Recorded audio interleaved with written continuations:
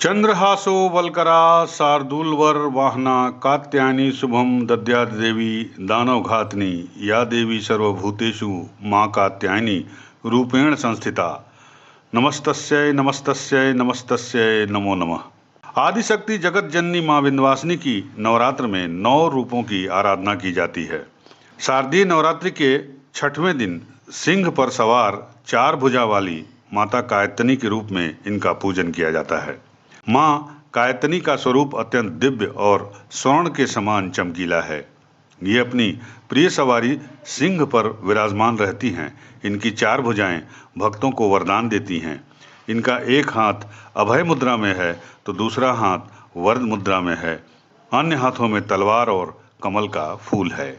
प्रत्येक प्राणी को सद्मार्ग पर प्रेरित करने वाली माँ का कात्यायनी स्वरूप सभी के लिए आराधनीय है।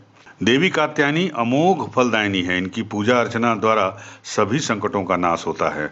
माँ कात्यायनी दानवों और पापियों का नाश करने वाली हैं। देवी कात्यायनी जी के पूजन से भक्त के भीतर शक्ति का संचार होता है। इस दिन साधक का मन आज्ञा चक्र में स्थित रहता है। योग साधना में इस आज्ञा चक्र का महत्वपूर्ण स्थान है। साधक का मन आज्ञा चक्र में स्थित होने पर उसे सहज भाव से माँ कात्यायनी के दर्शन प्राप्त होते हैं। साधक इस लोक में रहते हुए अलौकिक तेज से युक्त रहता है। माता कात्यायनी का पूजन दर्शन करने से धर्म, अर्थ, काम और मोक्ष की प्राप्ति के साथ ही भक्त रोग, शोक, संताप से मुक्ति प्राप्त करता है। माता कात्यायनी की आराधना करने से मनचाहा पति और स्त्री की प्राप्ति भी होती है। विंध्य और माँ गंगा के तट पर विराजमान माँ विंध्यवासिनी कात्यायनी का दिव्य रूप धारण कर भक्तों के कष्ट भी दूर करती हैं। अनादिकाल से आस्था का केंद्र रहे विंध्याचल में विंध्य पर्वत और पतित पावनी माँ गंगा के संगम तट पर श्रीयंत्र पर विराजित माँ विंध्यवासिनी का 6वें दिन कात्यायनी के स्वरूप में पूजन और अर्चन किया जाता है। महिषासुर के वध के लिए उत्पन्न हुई देवी की सर्वप्रथम पूजा महर्षि कात्यायन ने किया था। इससे देवी का नाम कात्यायनी पड़ा। विंध्य क्षेत्र में माँ को विंध्यवासिनी अर्थात विंध्यवासिनी के नाम से जाना जाता है और भक्तों के कष्टों को दूर करने वाली माता के रूप में ये प्रचलित हैं। प्रत्येक प्राणी को सद्मार्ग पर प्रेरित करने वाली माँ कात्यायनी सभी के लिए आराध्य हैं। माँ भक्तों के मनोकामनाओं को पूर्ण करती हैं।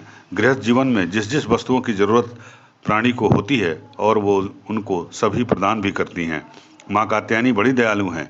भक्त जिस कामना पूजन अर्चन कर उनके मंत्रों का जाप करते हैं वो उन्हें प्रदान करती हैं।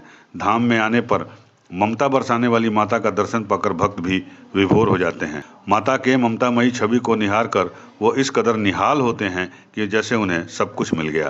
देवी कात्यायनी जी के संदर्भ में एक पौराणिक कथा भी प्रचलित है, जिसके अनुसार एक समय कत नाम के प्रसिद्ध ऋषि हुए और उनके पुत्र श्री ऋषि कात्य हुए। उन्हीं के नाम से प्रसिद्ध कात्य गोत्र से विश्व प्रसिद्ध ऋषि कात्यायन उत्पन्न हुए थे। देवी कात्यायनी जी देवताओं और ऋषियों के संकट को दूर करने के लिए महर्षि कात्यायन के आश्रम में उत्पन्न होती हैं।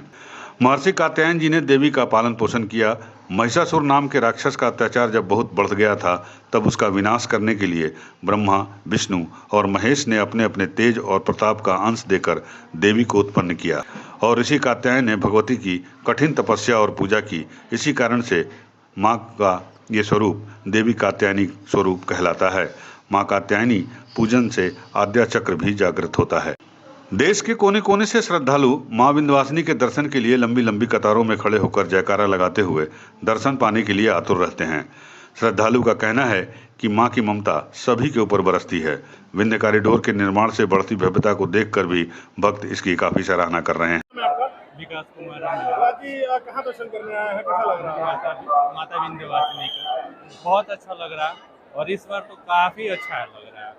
पहले से काफी चेंज हो चुका है और काफी पहले तो बहुत ज्यादा कंजेस्टेड था मगर अब बहुत ज्यादा अच्छा हो रहा है। जगत का कल्याण करने वाली माता की भक्त नवरात्र में 9 दिन माँ के अलग अलग रूपों की पूजा करके सभी कष्टों से छुटकारा पाते हैं। माता के किसी भी रूप का दर्शन पाकर सभी कष्टों से छुटकारा मिल जाता है। आज माँ का 6वां दिन है। माँ कात्यायनी का स्वरूप, माँ कात्यायनी का ये जो स्वरूप है वो बहुत उत्तम और भगवती का अभय मुद्रा एवं मनवांछित फल देने वाला है। इस दिन माँ कात्यायनी को शहद का भोग लगाना चाहिए। शहद के भोग के साथ साथ माँ को कमल का पुष्प चढ़ाने से जिन कन्याओं का विवाह नहीं हो रहा है अतिशीघ्र विवाह होगा एवं उत्तम संतान की प्राप्ति होगी। इस दिन भगवती का शहद का भोग लगा करके लोगों को प्रसाद रूप में देने से मान सम्मान संस्कृति की वृद्धि होती है। यूपी न्यूज़ 9 के लिए मिर्जापुर से राजू भारती की रिपोर्ट।